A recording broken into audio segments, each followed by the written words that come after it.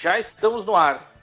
Opa, então foi dada a largada para mais um IndyCarCast, o seu podcast sobre IndyCar. IndyCarCast número 130, falando sobre Road America, a corrida que todo mundo ama. Ei, todo mundo adorou essa corrida. Uhul! E temos aqui na mesa Emanuel Weimann, do Indy Forever. Tudo bem, Emanuel? Fala, gurizada medonha, estamos aí para mais um IndyCarCast.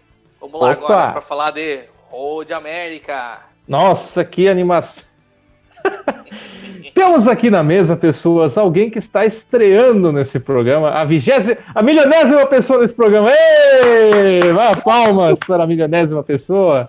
Aqui temos o Diego, que eu esqueci o sobrenome, Diego, foi mal. Souto. Pode falar, Opa, Diego Souto. Tudo bem, Diego? Bem-vindo pela primeira vez. Beleza, meu caro. Boa noite. E é uma felicidade e uma honra estar aqui nesse primeiro podcast. Ou seja, sou um rookie nesse podcast. É o Rookie of the Year, né, praticamente. O Rookie of the Year. Muito bem, então. Nós três, eu também, Daniel Schattenauer, vamos fazer essa corridaça que todo mundo amou, Road America. Isso também porque ela foi influenciada pela vitória estratosférica de Alexander Rossi. Ele venceu a prova por nada mais, nada menos do que talvez a maior vitória de distância de segundos que eu lembre, assim, dos últimos tempos. 28 segundos em cima do segundo colocado, Will Power.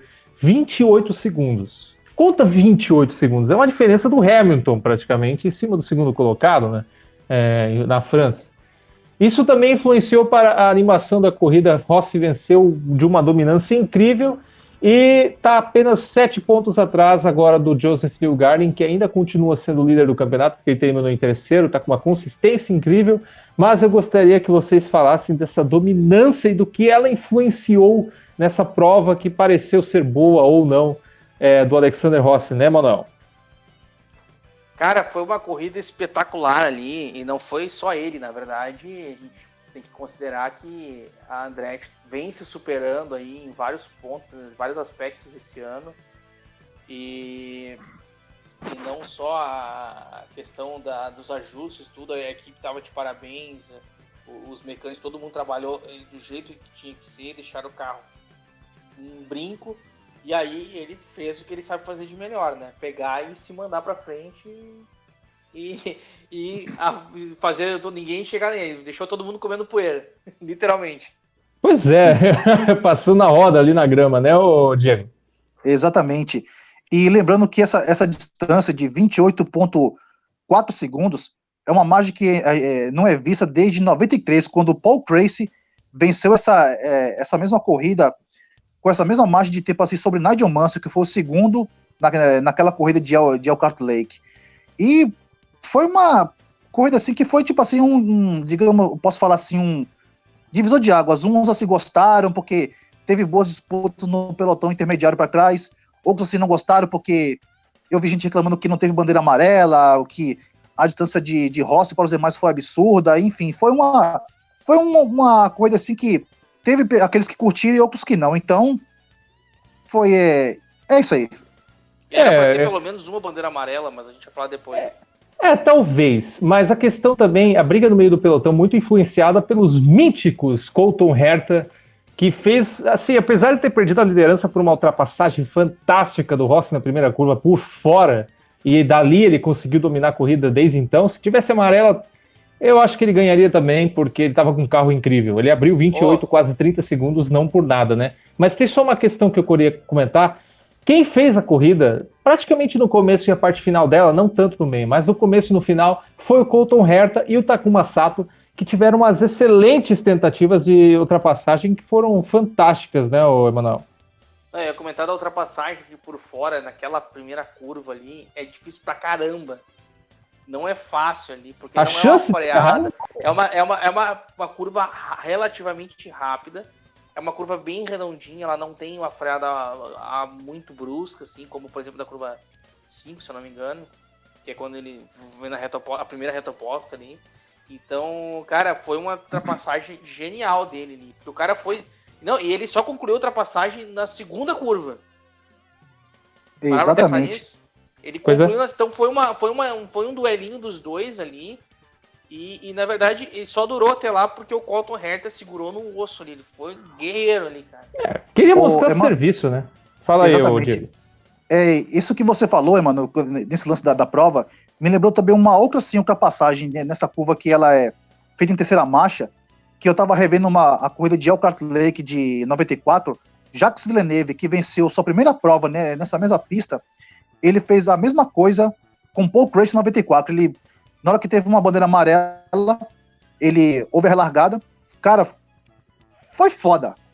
Primeiramente, ele passou ao Unser Jr., depois veio para cima de Paul Tracy e daí assumiu a primeira posição e foi para a vitória, a primeira dele em 94. Então, essa manobra de Takuma Sato, grande piloto, de Colton Herta, me lembrou assim muito. Na Indy se mandou e depois nunca mais, né? Nunca mais, só foi a corrida que também. Essa corrida não foi aquela que também o Unser Jr. estourou o motor na última curva, praticamente? Acho que foi em 96, né? Foi de 96 naquela cara da 94, corner ali. Foi de 96. Isso mesmo, foi nessa mesmo, foi de 96. Eu tava querendo comentar ali sobre... aliás, nada fácil, né? Contra o Tracy. Justamente contra o Tracy ele foi tentar fazer... nada fácil. O Paul Treta. A diferença entre Ross e Tracy é gritante, né? O cara vai tentar ali... O cara tem que ter culhões ali pra tentar. Mas é o Villeneuve também, né? O Villeneuve é um loucaço. Mas essas ultrapassagens que fizeram a parte da corrida ser boa também. Porque, bom, o Sato tava torcendo demais pro Sato, o Sato tava tudo que era jeito, ele jogava o piloto pra fora, ele tentava ultrapassar, era aquilo ali. Cara, só uma parênteses, eu amo o Sato. Porque é ele que tá fazendo essas corridas ficarem boas, assim, pelo menos uma parte delas. O cara torce pro cara tá certo fazendo aquela ultrapassagem. O único piloto no grid atual que faria o que o Zanardi fez em Laguna Seca 96 é Takuma Sato, senhoras e senhores. Ou Ferruccio, né? Claro, eu também concordo que Takuma Sato, desde que ele entrou pra Indy, claro que no começo assim, ele fez uma cagada aqui, outra ali, mas depois ele foi encontrando seu eixo. Cara, vocês podem até me chamar assim de ingênuo, mas eu vejo Takuma Sato um futuro campeão da IndyCar. Não sou vidente nem nada, mas é isso que eu prevejo, porque o cara, eu não sei o que eu explicar, mas ele colocou-se na IndyCar uma pitada mais de emoção, seja nas disputas, numa barbeiragem aqui ou aqui que ele faz e tal, mas que, sabe, dá aquele tempero a mais as corridas, sabe? Então, atualmente, assim, eu sempre torço para o Takuma Sato nas corridas. Então, é um cara, assim, que eu vejo com muito potencial para ser um futuro campeão da IndyCar. Um pouquinho mais que eu vejo. O demorar um pouquinho que é complicado pra ele, entende? Porque ele tá com 40 e poucos anos já. Então ele vai ter o quê? Mais umas 2, 3 temporadas e numa Hall Letterman que não vai dar chance. Então eu praticamente descarto o Caneco. Mas é um piloto que a gente tem vontade de torcer. A gente olha pra ele... Cara, agora ele vai. Cara, é fantástico. E até porque ele também mostrou talento pra disputar títulos. Ele já foi líder várias vezes. Esse ano ele tá fazendo uma temporada fantástica. Ele venceu a etapa de Alabama, já foi quase líder do campeonato, não foi líder por causa da regularidade do New Garden. É um piloto assim que com ele e o Herta, que os dois, até mesmo os dois, venceram corridas esse ano, uma foi em Alabama com o Sato e outra que foi em Austin com o Colton Herta, esses dois que fizeram essa parte boa da corrida ficar boa mesmo. Alguém tem alguma coisa mais a dizer sobre estes? Na tua opinião, Daniel, se o Sato tivesse numa Penske, numa Ganassi ou numa Andretti... Ele já estava na Andretti. Não, mas se ele tivesse numa Penske, eu acho que ele teria chance de ser campeão na carreira dele. Cara, ele já teve chance. Ele desperdiçou, mas é porque é o jeito dele, é o jeitão dele. Ele poderia ficar mais conservador e fazer uma coisa que nem o Ross está fazendo. Mas ele fez 1 ano de Andretti só, né? Não, foi acho que 2 ou 3. Começou em 2015, eu acho. Ele teve 3 temporadas no Andretti. 2015, 2016, 2017. Eu já confirmo aqui, ó. Confirme, porque talvez eu não... 2 no mínimo eu tenho certeza que ele fez no Andretti. Agora, é porque eu acho que ele... acho que foi só 2. Uma na Andretti. Uma? 2017. Porque de 2013 a 2016 ele tava na AJ Foyt. Verdade. Em 2012 ele era da Heyroll também, da Heyroll em 2012. Eu pensei que ele substituiu o Wilson. E em 2010 foi da KV. Eu pensei que ele substituiu o Justin Wilson. Mas não. Quem que substituiu o Wilson? Agora nem vou lembrar. Mas enfim. Não é exatamente sobre o Sato que eu gostaria de comentar. Esses caras são bons. Falando em Foyt, né? É um bom gancho, na real. É um bom gancho, porque se o Takuma Sato, senhores, venceu uma corrida com uma Foyt, que foi lá em Long Beach 2013, e foi líder de campeonato com uma Foyt. Era bons tempos, né? A Foyt tá uma draga hoje, porque infelizmente, apesar do Matheus Leite estar ali disputando posições, coisas e tal, terminou em 20º, o Tony 21º, e o Ed Jones só terminou atrás deles, não sei por que raios e por que motivos, e o Marco Andretti deu ruim lá com o assoalho do carro. Ou seja, eles estão lá, né? 2 últimas filas, né, Diego? Exatamente. Agora, sobre o caso da Foyt, é o seguinte, porque a Foyt, assim, ela mais se prepara mais para a Indy 500. Agora, as outras provas do calendário, ela quase não se esforça muito para ficar entre os 5 primeiros, 6 primeiros. Claro, o Matheus Leite, assim, mostrou muita competência, assim, nas primeiras temporadas e tal, mas sabe, parece assim que a Foyt meio que desanda, sabe? Eu lembro assim que, revendo assim corridas anteriores da IRL, eu lembro assim que ela ficava assim sempre entre os 5 primeiros, vencia corridas na época com o Kenny Brack, com Billy Bolt, depois veio o Ayrton Daré e tal, mas depois que veio essa transição assim da IRL para atual IndyCar, assim, ela não soube acompanhar muito esse ritmo, sabe? Que eu acho, né, falando assim pessoalmente, deve ser aquela cabeça dura do AJ Foyt, de focar só em oval, Indy 500 e tal. Então, eles nunca se desenvolvem muito assim para as demais provas em circuitos de rua e mistos. Então, é tipo assim uma mudança de mentalidade, né, para Foyt, né? Bom, o que eu acho. Não, tá certo, eu também concordo. A questão é que o AJ Foyt, ele tá mais ou menos metendo... Ele não tá tão ativo, até porque, né, tá velho já, tá com problema de saúde e tal, não fica tão ativo. Só que a mentalidade dele transpassou para os filhos dele, né? O Larry Foyt, não sei se é bem sobrinho ou filho, mas isso transpassou para as pessoas que estão cuidando da AJ Foyt hoje. Realmente, a questão é oval, só que às vezes nem no oval. No Texas, pensa só a frustração que o Tony e o Lacey tiveram quando chegaram no Texas, que é um oval, que ali eles perceberam, a gente agora vai se dar bem porque chegamos no oval. E eles vão lá e largam na última fila. Até o próprio Lacey, eu tinha comentado, o próprio Lacey comentou lá no Instagram, um fã, um torcedor chegou e falou, não dá mais com essa Foyt, né, Lacey? Ele falou, é verdade. Ele lançou a crítica ao vivo lá e a cores lá no Instagram. Tá certíssimo. O Lacey é um puta de um desperdício, cara. Porque ele já mostrou talento, ele venceu a Freedom 100, ele já venceu várias corridas, ele já venceu em Road America na Indy Lights. Ele poderia simplesmente ter seguido carreira na Europa, porque ele venceu, meu amigo, a Fórmula 3 inglesa, coisa que Ayrton Senna da Silva fez.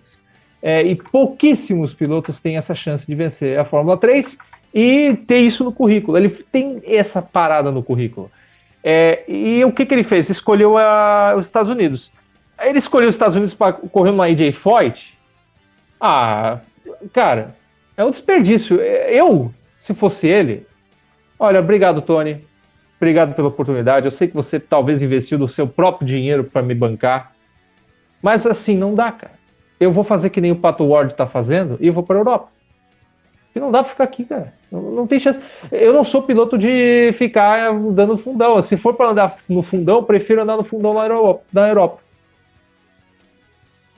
É isso mesmo. Agora, a questão também que para que Matheus Lacey ele possa assim, dar um bom resultado na Indy, seria a questão também, uma questão assim, que é muito complicada, assim, que dói muito pensar, assim, que é a questão do patrocínio, né? Porque equipes menores, assim como a Ray Hall, a Andretti pode ser mais no futuro. A Penske, assim, Chip Ganassi, não sei dizer muito bem, mas... nunca, né? Nunca, lógico. Mas tudo isso, assim, para poder permanecer na Indy, assim, numa equipe assim, que seja regular, tipo uma Ray Hall, talvez, ou quem sabe até um Andretti, a questão sempre é do patrocínio, né? Porque é isso que faz um piloto se permanecer lá na IndyCar, ainda mais em equipes assim que são de equipes médias, né? Porque esse é um fator determinante, é o patrocínio. Se ele não conseguir isso aí, então infelizmente tentar um novo rumo, né? Não queria dizer isso, mas é uma verdade que tem que ser dita. Cara, dói porque o Leist é um piloto que tem talento, é um brasileiro. Cara, me cite brasileiros que têm talento hoje. Ele tem mais currículo que o Sérgio Sete Câmara, pra tu ter uma ideia. Pra ter uma ideia, ele tem mais currículo que o Sérgio Sete Câmara. Você olha pros dois, assim, o currículo dos dois, ganhou F3 inglesa, ganhou Indianápolis, pá! Mais currículo que o Sérgio Sete Câmara. Mas, quem que o pessoal fala mais? Do Sérgio Sete Câmara, falam do Pietro Fittipaldi, até porque o Pietro tá agora em tudo que é lugar, né? Cara, é piloto brasileiro que a gente já tem falta, um piloto que tem talento, desperdiçado. É muito chato dizer isso. E, infelizmente, a carreira dele meio que acabou na Indy, porque nenhuma equipe vai olhar para ele e vai, ele tem chance e lugar aqui. Só se ele for patrocinado de novo, só se o Tony Romo novamente tentar tirar o dinheiro dele, eu não sei se isso aconteceu. É muito intransparente o motivo do porquê ele entrou na Indy. E eu até achei que entrou cedo demais, mas, enfim. Eu até hoje penso que ele poderia ter ficado um ano a mais na Lights e iria ser campeão da Lights, certamente. Certamente ele ia ganhar aquela bolsinha muito, muito importante, mas muito importante que a Indy dá para essa parada. Mas enfim, chega de Foyt, né? Não aguento mais falar de Foyt. Vamos falar a gente tá assim, eu vou seguir meio que a classificação da corrida, mas eu queria focar muito no Dixon antes de começar essa classificação, porque o Dixon, na primeira volta, ele foi tocado por trás pelo Ryan Hunter-Reay, que também brota do chão do nada, né? Ninguém nunca fala dele, e de repente tá lá o carrinho vermelho e amarelo aparecendo no grid para empurrar o carro do Dixon, né? O Dixon, ele ficou em último, ele ficou quantos segundos, cara? Quantos segundos ele perdeu? E ele conseguiu uma quinta posição sem amarela.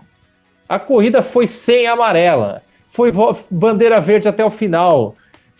Ele tirou 1 minuto, eu diria, na pista, para chegar em quinto. E o pessoal ainda fala que ele tá mal, né? Que ele caiu, que ele acabou. Se ele não rodasse, de repente ele poderia ganhava. Ser segundo ou até ganhar. Se não tivesse ou ele disputaria pau a pau com o Rossi. Eu acho que não disputaria, porque quando ele rodou, ele tinha pista livre à frente por um tempo. Tipo, não tinha mais nenhum carro atrapalhando. Se ele não tivesse rodado, teria muito carro atrapalhando, talvez ele não tirasse tanto. Mas mesmo assim, o cara tirou 1 minuto. Mesmo que a Ganassi não esteja tão bem das pernas, olha o que ele fez, velho. Olha o que ele fez. E lembrando assim que Dixon não é um piloto assim que nunca deve ser subestimado, né? É só lembrar o que da temporada 2015, que muitos davam assim Montoya como campeão, aí Dixon tirou assim leite de pedra, sabe-se lá onde, e conquistou mais um título. Então, Dixon assim, é sempre um nome assim que sempre surpreende, assim. É ele tipo assim, que come quietinho, fica na dele, mas quanto você menos espera, ele vai lá e abocanha. É que nem uma víbora australiana. É uma neozelandesa, né? Piloto kiwi, né? Que seja. Mas cara, não sei mais, eu não tenho mais palavras para descrever o que é o Dixon, cara, ainda. E aquela cara de bunda que o Montoya fez, reclamou ainda, né? Em 2015 ele até reclamou que não sei o que, mas lembrando, ele ganhou também o título em cima do Franchitti em 99, da mesma circunstância. Os dois estavam empatados em número de pontos e ganharam por vitórias, e o Dixon tinha ganhado porque a questão do Montoya naquele dia foi que Sonoma era pontuação dobrada. E se não fosse pontuação dobrada, o Montoya teria ganho. Aí, aquela coisa. Mas o Montoya teve pontuação dobrada em Indianápolis. Mas assim, aí vem aquela questão, né? E se não fosse pontuação dobrada nem em Sonoma, nem na Indy 500, o Dixon ia ser campeão com mais pontos que ele. Tá, mas é que é aquela coisa, né? O piloto sabia também da regra do campeonato antes. Mas eu não sabia. Não, você sabia que chegava na última prova e... Enfim. Ressuscitamos o Montoya aqui nessa corrida.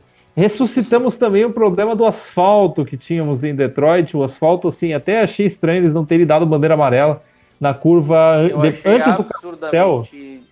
Antes do carrossel, a curva ali... Qual é o número daquela curva? Agora eu não vou lembrar. E agora? Mas enfim, são duas curvas antes do carrossel, uma curva rápida, e começou a desbotar o asfalto ali. Lembrando o Road Atlanta e não o Road America. Isso é um problema que a Indy tem aquele teu charme, mas de vez em quando pode ser perigoso, né? É complicado se pensar. Foi pela foto aqui, que vocês podem inclusive acompanhar em detalhes aqui no Indy Center Brasil. Pra quem nunca ouviu Melhor portal de notícias da Indy. Pra quem nunca ouviu falar de Indy Center Brasil, vocês podem ver lá na matéria lá da vitória do Rossi. E aí tem a foto ali. Foi um pedaço, por incrível que pareça, foi da zebra. Essa zebra deve ser tão velha, mas tão velha, que eu não sei se é de concreto a zebra, deve ser de concreto, né, cara? E rachou, e aí quando passou o carro, saiu voando. O Parker Johnston passou por cima dessa zebra, pra você ter uma ideia. Até o Parker Johnston. Eu acho que essa zebra, eu acho que até o Emerson Fittipaldi usou essa zebra aqui, essa mesma. Essa mesmo. Já usou. O Wilson Fittipaldi usou essa. Exatamente. Engraçado, pessoal, que vocês mencionaram assim, uma curva, o carrossel. Tem um trecho ali de Elkhart Lake, que é após o carrossel, que é uma das curvas mais perigosas daquele circuito. Por porque ali a área de escape é pequena, é um guardrail, após o carrossel a curva. É um trecho assim que a área de escape é muito curta, é muito pequena, melhor dizendo.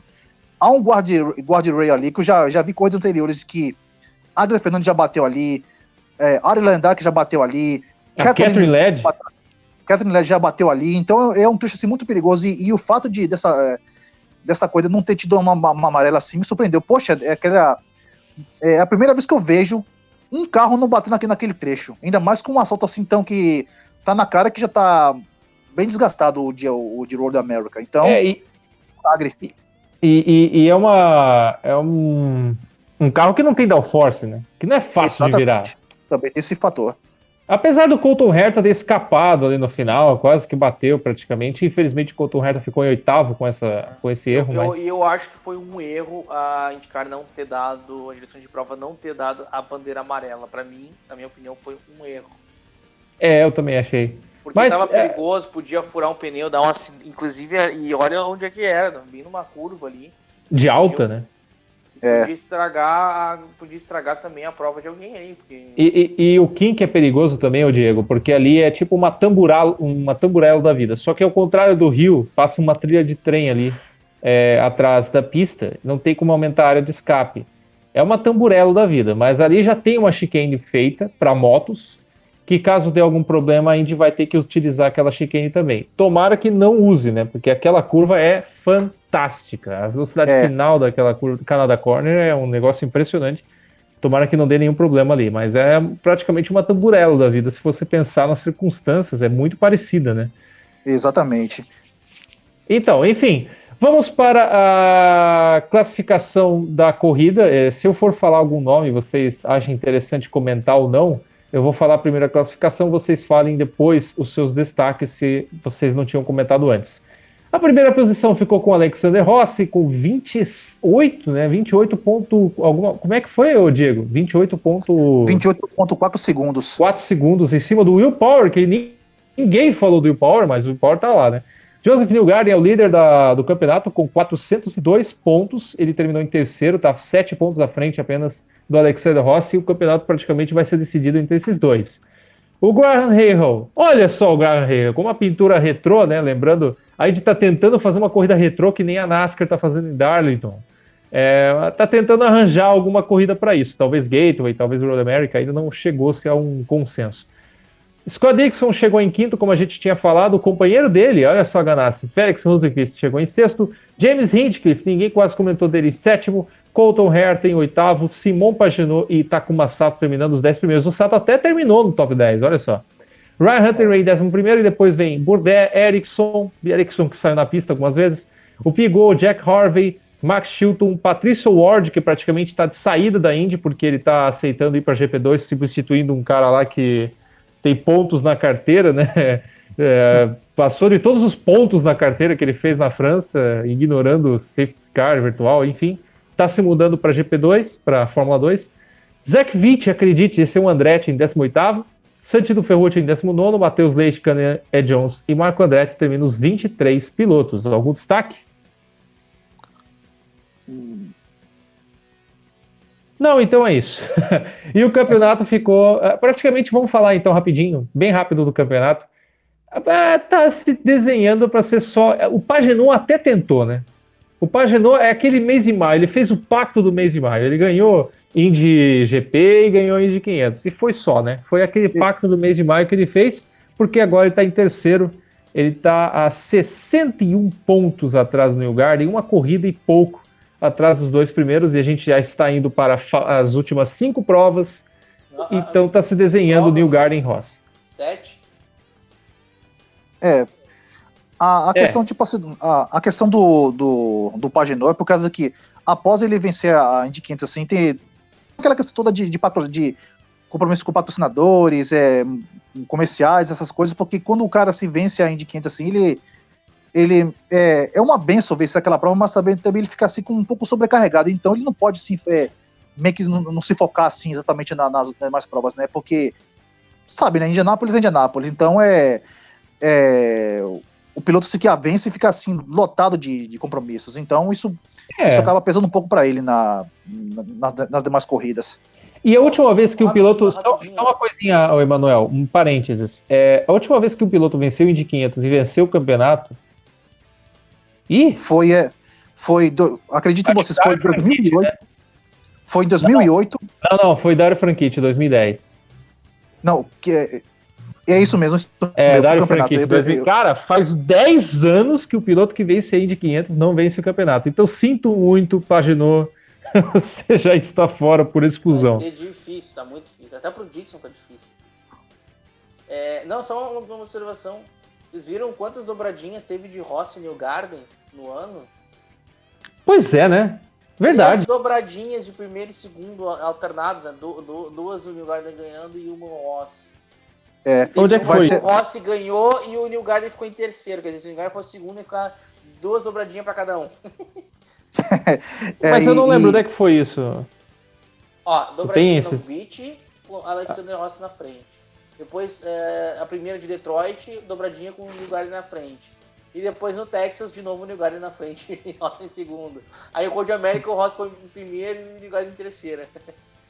O Power atrapalhou ali, né, Diego? Eu fico imaginando agora, a próxima prova, Toronto, circuito de rua, e essa pode ser mais a nova rivalidade dessa temporada. Rossi, Newgarden, até a gente saber que qual dos dois vai levar o título. E vai ser uma boa, porque finalmente fora Penske, né? Fora Penske, porque... Fora, show Penske, sai daqui. Porque tava difícil, já tava chato de ver. Ou era o Dixon, ou era 2 Penske disputando. Aí de vez em quando vinha um por fora, vindo um Rahal da vida por fora, um Pagenaud na SPM por fora. Mas era Penske contra Penske, contra Penske, contra Penske. Isso nos últimos anos já.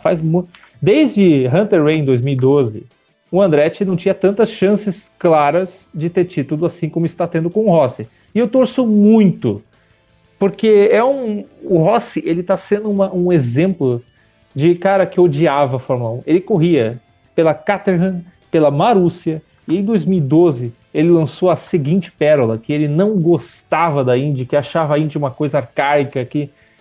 Olha só, como o tempo, né? Como o mundo gira, né? Como as coisas rodam, né? É impressionante. Mencionar isso aí, porque eu lembro da ocasião de quando ele venceu a Indy 500 em 2016, ele tava meio que assim com uma cara de bobo, assim, poxa, eu venci mesmo a Indy 500, eu venci mesmo, acho que foi a partir dali que ele começou, rapaz, a gente não é um negócio tão mal não, eu posso me dar bem aqui, e ele agora tá forte no campeonato, tem chances boas de sagrar-se campeão, e foi uma puta mudança de mentalidade, né? Porque um cara disse que cagava e andava pra Indy, agora, hoje disputa como um favorito ao título. Exato. Tem um detalhe, né? Ele na Fórmula 1, ele só teve 5 corridas pela Marussia. O resto foi só com piloto de teste, ele não chegou a correr. Não, ele correu pela Caterham já, também. Não, ele foi piloto de teste. Não correu pela Caterham? Eu acho que ele correu nos... Ele correu pela Caterham. Né, teste. Ele correu... Ele não participou de nenhuma corrida. TD, Test Driver. Então, ele foi testado em uma corrida em 2012 pela Caterham, 2 em 2013, uma em 2014, perdão, 3 em 2014. O que o Rossi daquela época... Depois ele só foi correr de fato na Fórmula 1, em corrida, foi em Singapura, Japão, Estados Unidos, México e Brasil de 2015. Não, o que o Rossi de 2015 diria? Olha, o Rossi de 2020, daqui a 5 anos, o Rossi vai ter um caneco pela Fórmula Indy e uma Indy 500. Não, tu tá louco. Não, eu vou lá, para, né? Totalmente inviável isso aí. Tá louco. E tem uma questão também, né, que o Rossi, ele era o piloto que, assim, quando ele ganhou a de 500, 100ª corrida, não, pior piloto, o piloto mais aleatório, pô, um novato, esse cara não vai dar em nada, esse aí é refúgio da Fórmula 1. É completamente diferente do que a gente tá pensando hoje, né, totalmente diferente, né, eu lembro que na época que ele ganhou, o pessoal até falava mal dele, até porque ele também falava mal da Indy, né? Mas agora o pessoal torce para ele. O carro azul e amarelo, ele virou um ícone. É tipo o Jack Zverev naquele Players lá da Forsyth. É tipo o Zanardi com o teu Ganassi daquele da flecha. É tipo o Andretti Green com aquele verde e branco que era do Franchitti. Ele virou um carro chamativo. Virou um carro de se marcar a época. Qual que era a Indy do final dos anos 10? Tá lá o carro do Rossi sendo lembrado na mente. Então é realmente o piloto que vai ser lembrado por muito tempo, pelo que a guinada na carreira dele que foi fantástica. Até porque ele é um piloto americano. O que ele está fazendo na Europa, né? Até o Neil Garden fez carreira na Europa, ganhou GP3. Aliás, a gente nem lembra, né? O Neil Garden já é campeão de GP3. Ele ganhou GP3, se não me engano, o primeiro campeonato em 2010. Ele foi o primeiro campeão da história da GP3. O que ele estava fazendo na Europa? Vem pra Indy, meu filho. O New Garden não foi campeão da GP. Pois é, e agora tá tudo bem aí. Tá confundindo com a Indy Lights. Eu sou obrigado. Eu sei que... vai lá, fala. Eu tô com a página aberta aqui, ó. Ele participou da GP3 em 2010 pela Carmen. E ele foi, no campeonato, ele foi 18º. Então cala a boca. No ano seguinte, ele foi para American Open Wheel Racing na Indy Lights. E aí ele pegou em 2011 pela San Schmidt com 5 vitórias em primeiro lugar pela Indy Lights. E aí depois em 2012 foi para Indy. Realmente eu calo a minha boca. Eu não sei de onde eu tirei. Que ele foi. Normal. Tem uma pequena diferença, né? Tem 2 dígitos de diferença gritante, mas enfim.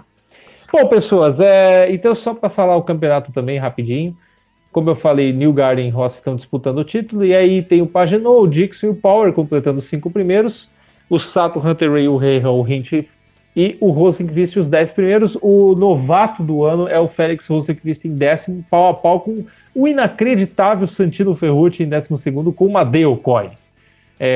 Tá totalmente surpreendendo todo mundo. O Colton Herta tá muito instável, tá em 14º, e os brasileiros... os brasileiros. Tony Cantor, o 7º, ele está atrás de Marco Andretti, senhores. Aí você vê a decadência do piloto quando ele está atrás do Marco Andretti.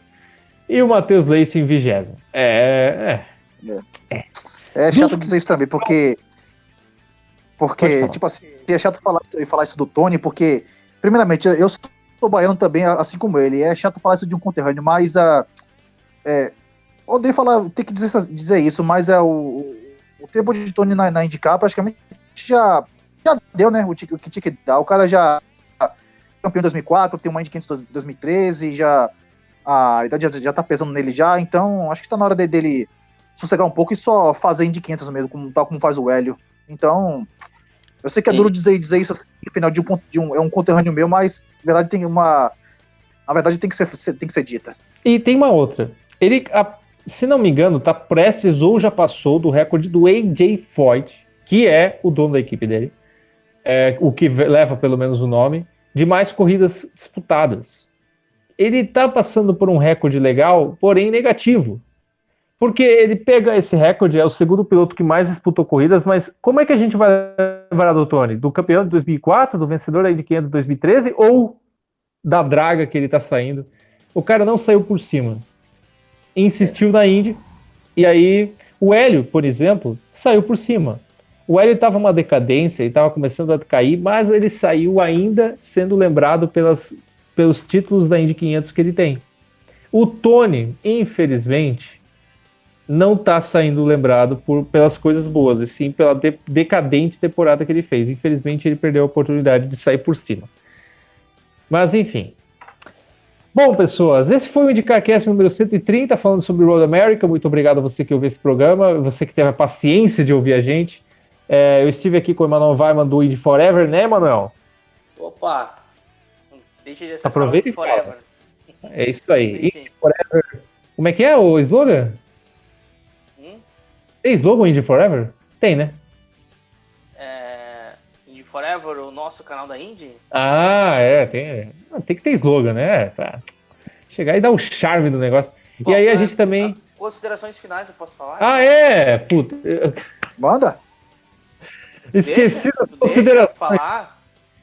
Fale, eu esqueci das considerações, Emanuel. Eu estou muito envergonhado. Pode falar. Eu gostei muito dessa corrida aqui de Road America. Para mim, as duas últimas corridas, que essa é a do ano passado, por conta desse kit, para mim foram as melhores corridas de Road America. E olha que eu olho o Road America desde a época da kart, acompanhei desde 93, 94. E eu acompanhei, não vi todas elas de Road America na época, mas a maioria eu vi. E eu achei que foi muito melhor, assim, foi um salto de qualidade nessa corrida. Assim como o Alabama também deu diferença, porque são circuitos que não são feitos para monopostos, né, cara? Não tem grandes freados, né, e tal, é muito difícil. Eu acho que foram duas corridas muito, muito boas. O ano passado, para você ter uma ideia, que teve uma bandeira amarela mais pro final, foi uma corrida muito boa, assim, para uma considerando que não teve bandeira amarela quase e tal. Foram 161 ultrapassagens no total o ano passado e disputas diretas 125 ultrapassagens. Esse ano teve 191 no total e 175 ultrapassagens na pista. Então, assim, para um circuito misto como esse do Road America, que não é feito para monopostos, cara, eu acho isso espetacular, levando em consideração tudo isso. Assim como o Alabama, achei muito bom, porque é um circuito feito para moto, e chega lá os carros da Indy lá e tem quase 200 ultrapassagens. Então, eu achei, assim, sensacional, melhorou bastante, assim, essas duas corridas.